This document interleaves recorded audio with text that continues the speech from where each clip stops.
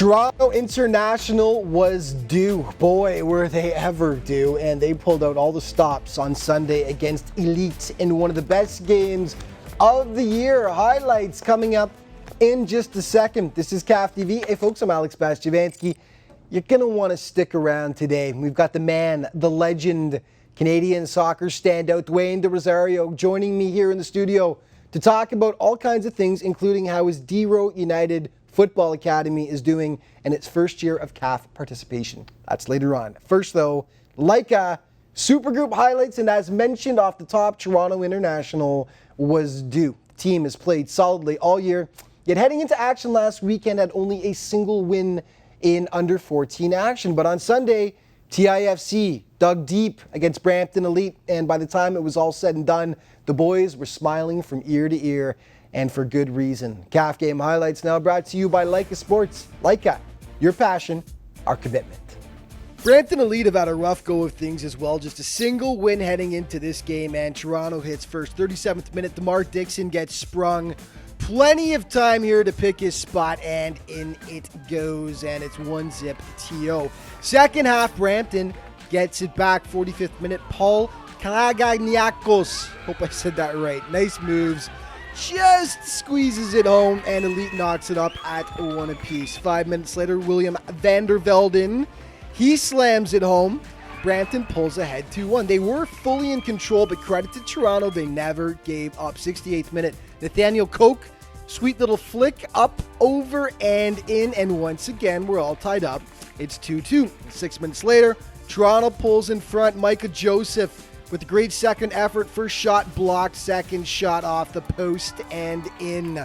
Beautiful. Toronto goes up 3-2 through 74. Dying seconds now. Look at the game savers by Milton Joseph. Not once, but twice. Huge saves. And then he has a little chuckle with his keeper about it afterwards, but that proved to be the difference maker as Toronto holds on for the win. Afterwards, we caught up with them, and they were all smiles after earning a big 3 points. We had to puck the bus and then just we had to counterattack, and we did a good job with that, good ball movement and everything like that. We played awesome because these guys are like older, bigger, stronger, and we just came here to win. We move to the under-16s now, and all season long, Max Ferrari has been the unstoppable force for Pace FC. He's one of the leading scorers in the under-16 group, combining a wicked shot with fancy footwork, embarrassing defenders and keepers in the process. Well, on Sunday, Pace knew that Max would have to be at the top of his game if they were going to knock off second-place Chantilly, and surprise, surprise, Mr. Ferrari came through again. Pace has been a great story this summer, losing their first 3 games but playing fantastic since. We pick it up in the second half. Mr. Ferrari, free kick, boom, off the crossbar though.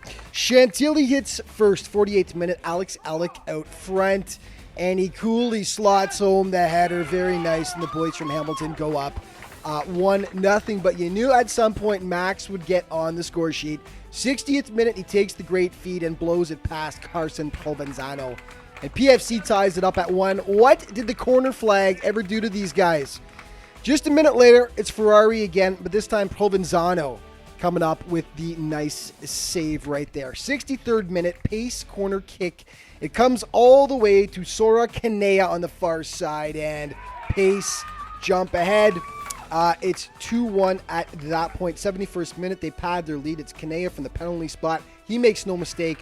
A bit of insurance they wouldn't need, so Pace makes a statement. They finish up with the 3-1 win over a powerful Chantilly squad. Afterwards, Evan Nitchoff stopped by and thought his squad improved greatly as the game went on. The boys, at the first half, we were a little shaky. We didn't know what was happening coming into this game, but as the game got longer, I felt we got more comfortable and we just played how we usually do, strong and fast. Okay, DFC coming off a strong 1-1 tie against Epic the week before, and they pressed early against Future. Arjun Mystery in tight. Anthony Guerreri makes the nice save. Future would draw first blood. Benji Segal out front, tap in, and they lead 1-0 after 26 minutes of play. They nearly make it 2 soon after, but this time Alessandro Procaccini coming off his line and making the nice stop. Second half, Future continues to press in tight, but once again, Procaccini there to make the stop and deflect it over. Then the goal of the week, one of the goals of the year, Arjun Mystery. He's been scoring these all season long, but that is a thing of beauty. 25 yards out, sublime strike, knots it at 1.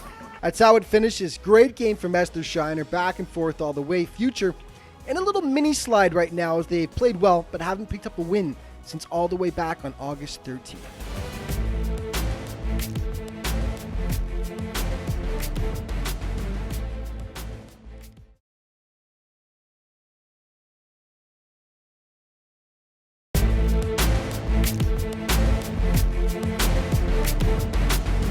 Welcome back to CAF TV. I'm joined in the studio now by a very special guest, and this would be Mr. Dwayne De Rosario, as promised, in the studio with us. Welcome, buddy. Thank you. Thanks for Good to have you here. Fresh off of a huge event that actually took place on Sunday, where it was TFC with their Heritage Series honoring Dwayne De Rosario that night. Let's just go over that for a second. 30,000 people cheering you on, and you played your heart out for TFC for years.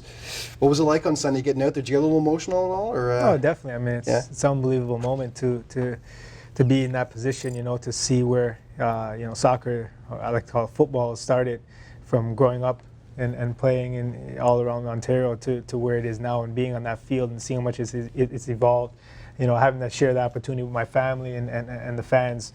You know, I couldn't ask for a better reception. As a kid growing up in Toronto, and for years there was a gap after the NASL folded and the Toronto Blizzard went away. Did you ever imagine that we'd get to this stage again, where there'd be 30,000 people packing a stadium, cheering on a Toronto team, cheering on one of their favorite sons?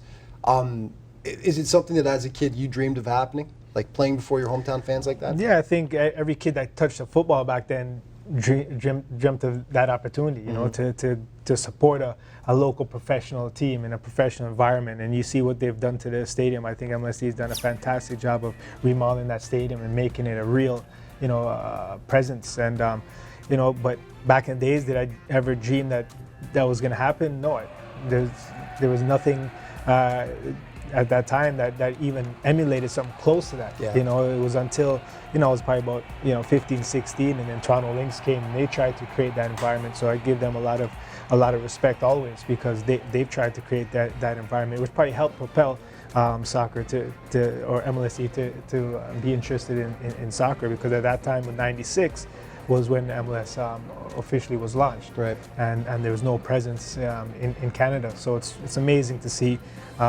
what it's become from where we're at since I've started. Yeah, and you were a Lynx for a period of time as well. That was one of the teams that gave you your start. That's right. Yeah. Let's talk about your background for a second, because you were a kid who grew up playing Malvern Magic. Correct. And that was a powerhouse team, wasn't it? Yes, and coached by your father as well. Yes, my father and my uncle. So originally I didn't start at Malvern. I started at Blizzards, okay, and then went to Malvern. But Malvern for me was such a community team. You know, it was we had a lot of great players. My dad and my uncles were very passionate about the sport, so I used to go to a lot of the T&D Caribbean leagues and watch them play, and I watched my brothers play, and then I started getting involved as a little kid. Like, people asked me when did I start playing soccer, and I said, ever since I knew myself, because I was kicking in my mom's stomach, and ever since I came out, I haven't stopped kicking and screaming. Yeah. Was your father the main soccer influence in your life, who taught you the most and everything? And yeah, 100%. I mean, obviously, so much of it is God-given ability, but your dad's the man that trained you and showed you the way. Definitely. If it wasn't for my dad, I probably wouldn't be sitting at this table. I mean, he invested so much time. When at the point where my parents split up, he was raising 3 boys with the help of my aunt, and he made sure that I was at training. He made sure that he supported my professional career, and he was definitely the backbone to my success. Yeah, and if I may say, I interviewed your dad this weekend at one of your academy's games. Your dad gets mobbed by all these coaches, though. This is the funny thing. All these guys who were either coached by him or knew Dwayne's father growing up, And Kevin DeSerpa comes along. He's getting selfies with your dad and stuff. Every coach is saying hi. So it's amazing that the people your dad has actually impacted. We're not going to have time to get into this too much, but I was going to say all the accomplishments that he's more of a celebrity than I am. He's- When I go in the street, everyone's like, "Is your dad really Tony V?" I'm like, "Yeah." Your dad's hilarious. That's what I got to say. Anyway, Amazing man. all these MLS accomplishments, we'd be here forever listing it. I've got a minute and a half until break. They're screaming in my ear here. So, MLS champion 4 times, and I actually, until I did a little more research, I didn't realize it was 4 times you're MLS champion, MVP in 2011, along with being the Golden Boot winner. And it's sort of putting you on the spot, but is there one, with all those championships and all those accomplishments and stuff, is there one that tops them all? Your favorite memory, MLS? I think in terms of championships, it'd have to be 2001. Because that's when I first, the tribulation I went through to get to that point, to be playing with San Jose at the Earthquakes in the finals, and for Frankie Al to give me that support to put me on the field. Was that the one you scored the game-winning goal in yes. 2001? Yeah. And 2007. But that particular time, I have to say, that's what really propelled my career in the MLS and really stamped my name. International memory, is it pretty tough to top the Gold Cup in 2000? Definitely. I mean, that was an experience. That was an amazing experience because as a young kid growing up, since '86, we haven't really gotten far in terms of any cup. So to be able to host the Gold Cup with Canada was another highlight in my and not just beat the CONCACAF CONCACAF teams, but beat the South American teams too, which is absolutely huge. We're gonna take a quick break in just a second. When we come back, we're gonna talk all about D-Row United Academy, which is Dwayne's pride and joy right now, and they're in their first year in CAF, and we're going to get to it in just a second. More CAF TV.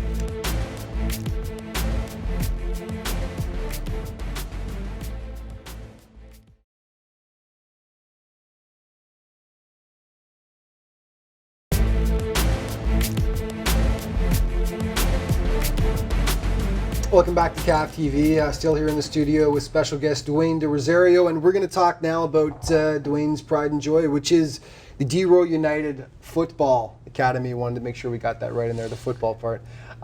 Which basically this is the first year for the D-Row United Academy, and they're playing in CAF, and we're excited about it, and he's excited about it. And tell us about the academy and why it is you started it in the first place, and what your vision was behind it.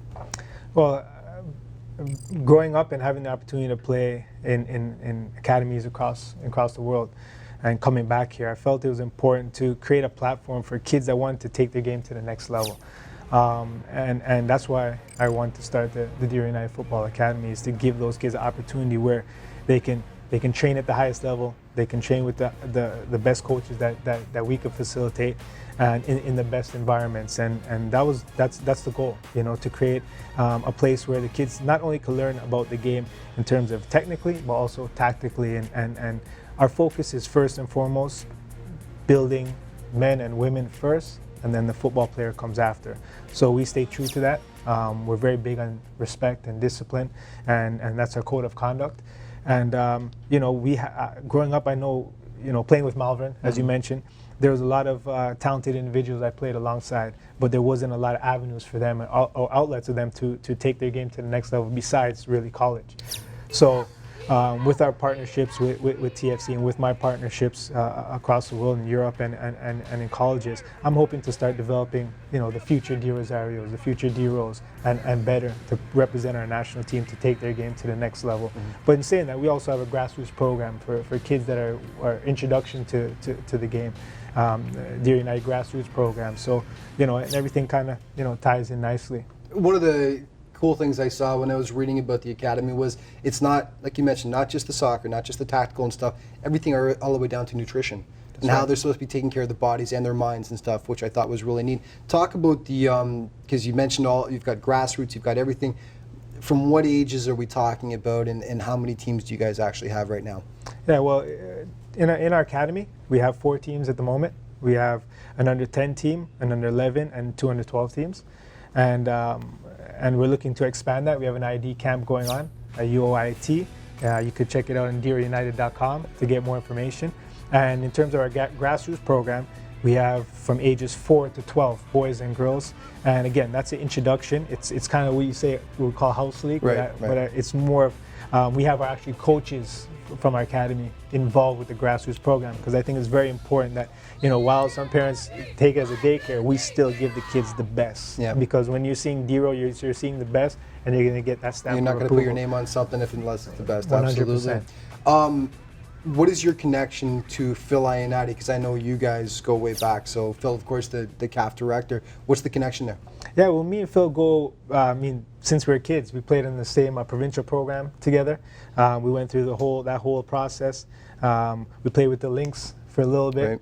And, you know, over the years, I've seen him develop as an individual. And, you know, due to injuries, he's a very talented player, left-footed player. Unfortunately, due to injuries, kind of hampered his career as a pro.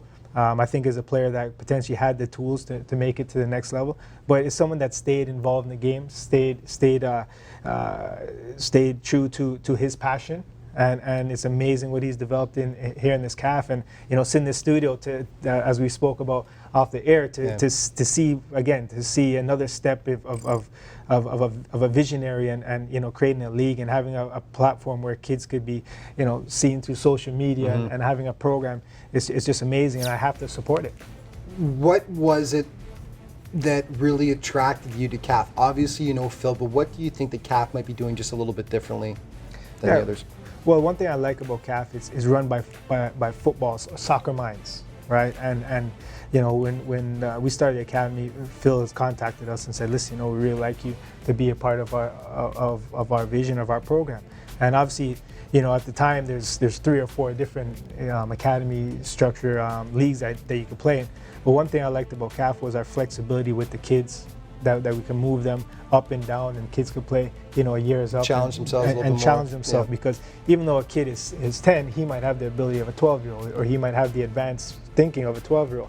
And sometimes, you know, certainly you can't bring them up and bring them down. So, you know, I think the vision and what they stand for as well. When my first day, when I drove into the fields and I saw the pillars of what they stand for, respect and all those things. A lot of your same pillars as well for the academy, right? Exactly, So, yeah. and it tied in perfectly. So, you know, our kids like it. Our coaching staff is very happy with the structure of CAF, and I just wanted to see it continue to grow. 30 seconds left. I was just going to say, this is a family affair, though, isn't it? The whole family's involved with this, right? Your dad's a technical director. My dad is a technical director. And Mark's involved as well. Mark is a co-founder as well. He's our leading power training and development. So, you know, it is a family affair.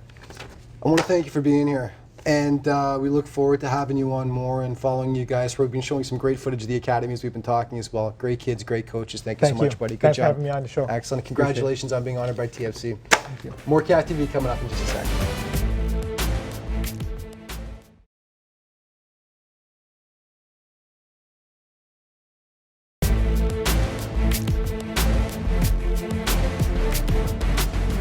Welcome back to CAF TV. Back to the under-16s we go now, and Mississauga United was the lone remaining undefeated team in the division heading into last weekend. But on Sunday, they faced possibly the stiffest test of their season to date in Epic FC, who themselves had only lost a single game all year. And once again, United proved it's going to take a Herculean effort to steal 3 points from them. The lone blemish on Missy's record, a 1-1 tie with DFC all the way back on opening day. Rain, go away. No such luck on this day. It was wet, very wet, but they played through it. And this was an entertaining tilt. Epic strikes first. Apologies, but Epic, no numbers on their jerseys. I'm not clairvoyant, so number 7. Nice goal. Epic goes up 1-0. 27th minute, though, United gets it back. Dante walks, one of their big guns. Nice little flick. And Saga ties it up at 1 apiece. And they keep on coming. Giordano, Mancini breaking in. And, own goal off the Epic defender. Sometimes the best of intentions go awry. 2-1 for Mississauga. Second half, they pad their lead. IJ Haley finds Sean Costa on the far side, and he picks his spot. Does he ever? Perfectly placed. United goes up 3-1. That's how this one would finish. United, the runaway leaders in first place in the under-16s. And get this stat, they scored 43 times and allowed just 11. That is a serious goal differential that any coach would kill for. Okay, one more game. ADP under 16 taking on Brampton Elite. Both teams with just a single win heading into this. Brampton comes out red hot. Steal, feed to Mark Ortega. Nice one-timer out front. And Elite jumps out to the 1-0 lead. And then a great sequence. Abhinav Bector for Isaiah Downs. And look at the sweet little move. Whoops, right there. Gorgeous. In front, easy little tap in for Sangera, and Brampton looking good up 2-0. Second half, they keep their foot on the gas. Sangera all alone. Great stop by Michael Markach, but Yuvra Randawa slots home the rebound, and yeah, Brampton are up big at that point. It's 3-1. But then things change in a hurry. Keep your eye on Matthew Austin right there. Sticks out his leg. Naughty. ADP penalty kick. Beautifully taken. Top corner, and it's cut to 3-1 the lead is. And then Austin 316 here with the takedown, and it's a pretty vicious one actually. And yeah, he's gonzo. Red carded, much deserved I must say, and that opens things up a bit for ADP to do some more damage as it pops to Boris Samadic, who slams it home, and it's 3-2. Alas, ADP would run out of time. Brampton holds on for the 3-2 win. So Elite pick up their second win of the campaign and leave ADP as the lone remaining team in the under-16s with just a single win. Speaking of which, let's take a look at the league table then. Starting with the under-14s, ADP on top, followed by Epic, London Elite, Chantilly, Bree in fourth, Toronto International picking up their second win of the campaign, and Brampton Elite in the basement with 3 points. Under 16s, as mentioned, there's Mississauga shredding it up right now, followed by Epic, Chantilly, Dragon Force, Pace, Future, Brampton Elites, and ADP Blue in the bottom with 5 points. And in the opening group, Croatia sole possession of first place now, 21 points, followed by Atomic, Epic, Supernova, Brampton City, and BSC on the bottom with 6 points on the campaign. And okay, just before we go, let's take a look at the CAF countdown. Drum roll, please. Number 5. Mississauga's Dante walks with the sweet little flick over the keeper's head. And a big 3-1 win for United over Epic. Number 4, Chantilly's Alex Ellick with the perfect header out front to knock it home against Pace FC on Sunday. Number 3, look at the moves by Isaiah Downs here. Whoops. Feeds Hakirat Sangera out front. Very nice. 3-2 Brampton final. Number 2, Milton Joseph for Toronto International. Dying seconds. Look at these two game savers. 1, and then number 2, sacrificing his body. Huge saves in their Toronto win against Brampton. And the number 1, no doubt about this, Arjun Mystery of DFC from 25 yards out. There's not a keeper on the planet that's stopping that one. Take another look. Perfectly placed. Off the post and in. Gorgeous. And that is definitely our CAF play of the week. And that's it for this week. Once again, just wanted to say a big thank you to Dwayne De Rosario for taking time out of his extremely busy schedule and joining us here in the studio today. Just remember to keep up on all things with the league. CAFsoccer.com is the website.